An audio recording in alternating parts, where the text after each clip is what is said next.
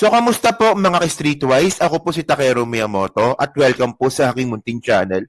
So, mga kababayan, kahapon po, trending itong si Ate Babalina, si Amy Marcos.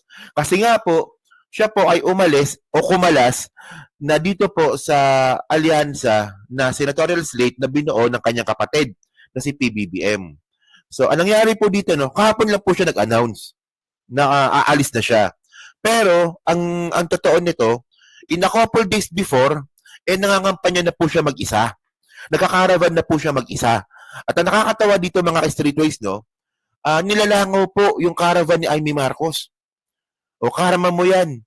Kasi imbis na kampihan mo yung mga biktima, doon ka pa kumakampi sa mismong mamamatay tao. O mamaya, papakita ko yung caravan mamaya na nilangaw, no?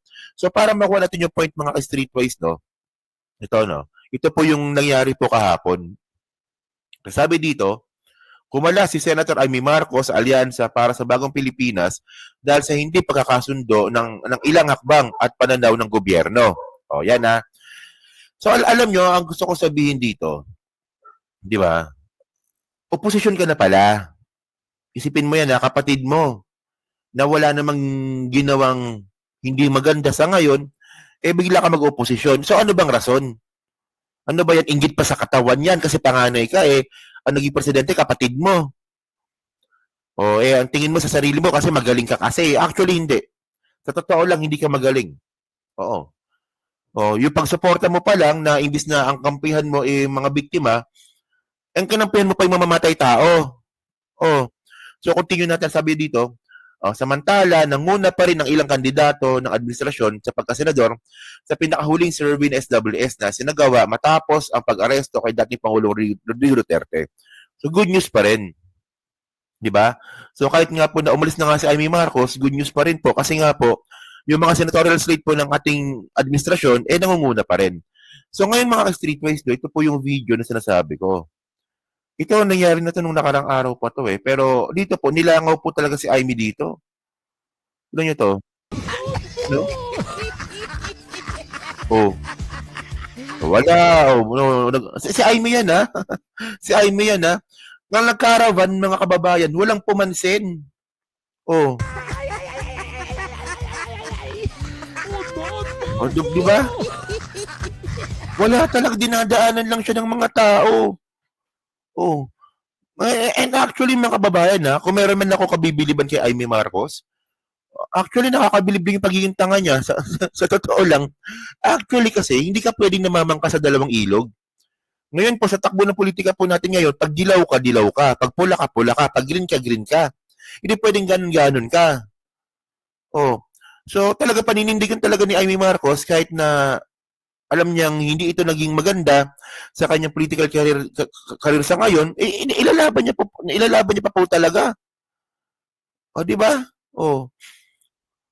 Continue natin Sige, video yan Oh. Oh, di ba? Walang pumansin. Oh.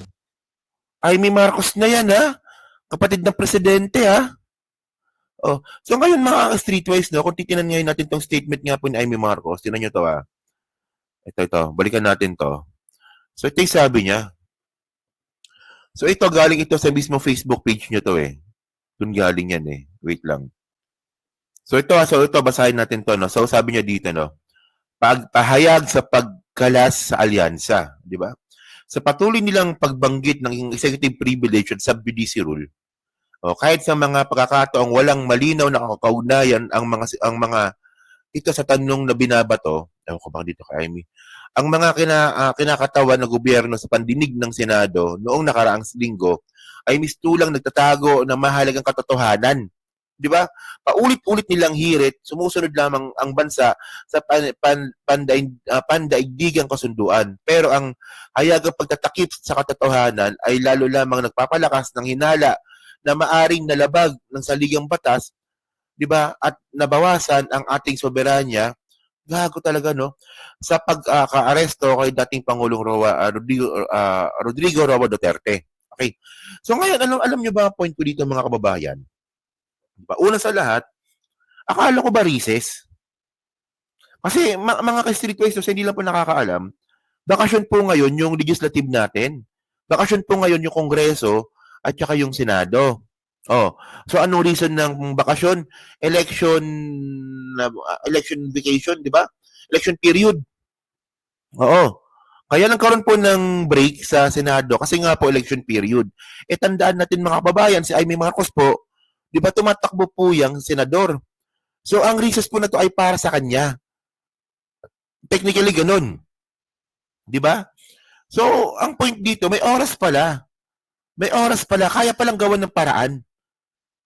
Di ba na kahit recess ay mag-conduct ng hearing? Bakit hindi pa inuna yung impeachment? Mas importante pa yon. Kasi dito sa sinasabi na Amy Marcos na paglabag sa soberanya, o di ba, paglabag sa ligang batas, di ba?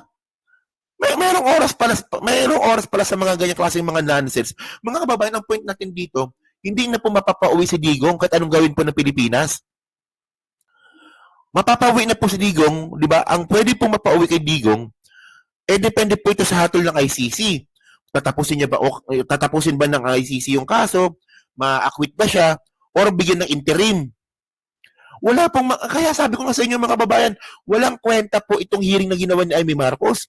Kasi kahit anong gawin niya dyan, kahit mag-tumbling siya dyan, kahit itaas-taas yung kamay niya, pakita niya kilikili niya dyan, di ba? Wala po siyang mapapala dyan. Hindi po mapapauwi si Digong. Oh, di ba? Ingot din to eh. Oh, and by the way, mga kababayan, continue natin na, sabi niya pa dito, nabawasan yung soberanya bakit? Sinakop ba tayo ng ICC? Di ba? Si Duterte lang naman yung hinuli sabi dito, sa aking mga paunang natuklasan, and then by the way, mga kababayan, ano bang gustong sabihin ni ano bang gustong marinig ni Amy Marcos dito? Ano ang rason bakit pinahuli si Digong? Hindi ba obvious? Di ba na ginugulo ni Duterte ang sambayan ng ito? Actually mga kababayan, sa history po ng Pilipinas, si Duterte lang po gumawa niyan.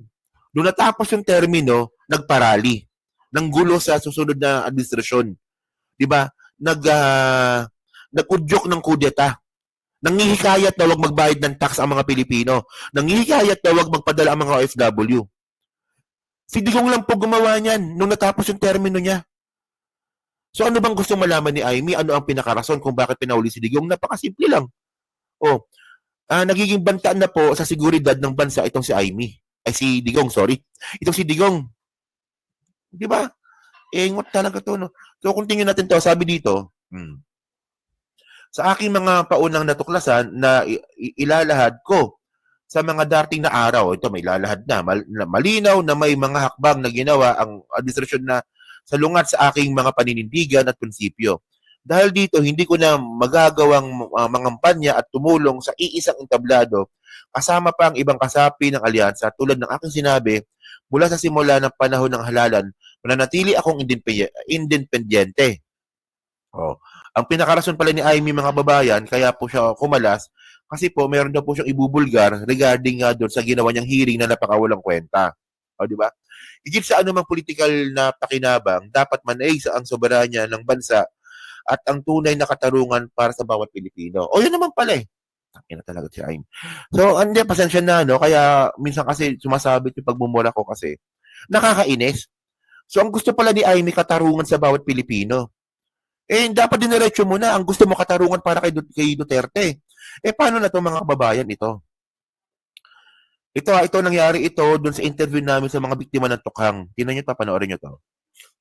Namin kung talagang sino ang nagpapatay at nag-utos sa kanila. Kasi inaako ni Duterte na siya ang bahala, siya raw nananagot. Paano naman po sila? Ligtas sila?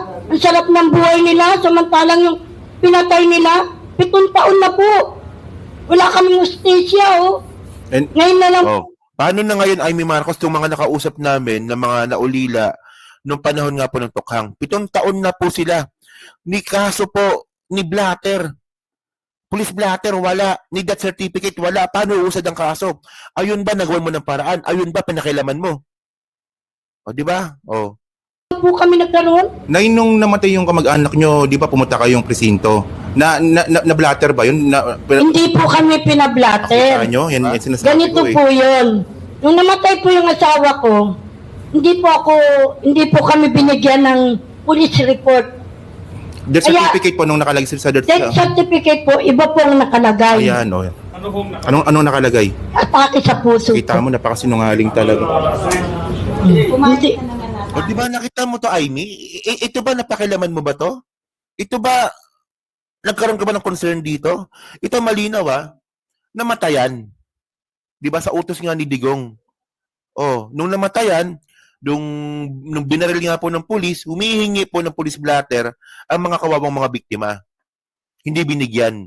So doon pa lang, wala nang katarungan doon, wala nang due process doon.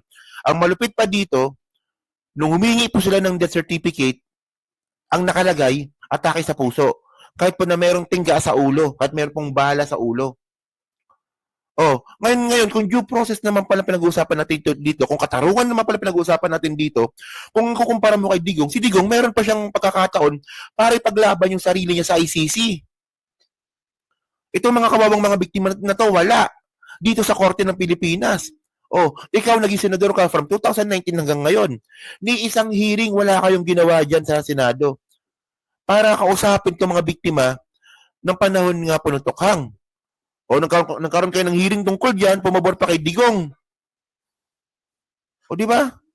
Hindi kasi hindi naman kasi sinabi sa amin yun eh. Huli na nung nalaman namin nung kumuha kami ng death certificate at nagpunta kami kay Father, nalaman namin na ganun. O di ba? Yun, ganun kasi, di ba? Hindi actually talaga ganun talaga pag hindi masyadong maalam sa mga proseso, ganun talaga. Nalaman lang nila na dapat ganun palang ginawa nila, na dapat tama ang tama ang death certificate, tsaka dapat may police blatter nung sila po ay napunta na nga po dito sa NGO po na to. Puta, Aimee, dapat kayo gumagawa nito eh. Dapat hindi NGO eh. Oh. Kasi kung babalikan pa natin yung statement ni Aimee para sa katanungan sa bawat Pilipino, paano na itong mga kababayan natin? So si Digong lang may karapatan sa katarungan? Itong mga biktima ng Tokhang wala? Continue. Siya naman, ako rin pumunta ako sa Kalaw. In-interview ako ng pulis. Nung in-interview ako ng pulis, kumukuha akong police report, hindi ako binigyan. Kasi kahit police report, hindi rin binigyan. daw, hindi raw ako bumalik at hindi ko raw sinabi na may CCTV. Yun. Kasi may CCTV.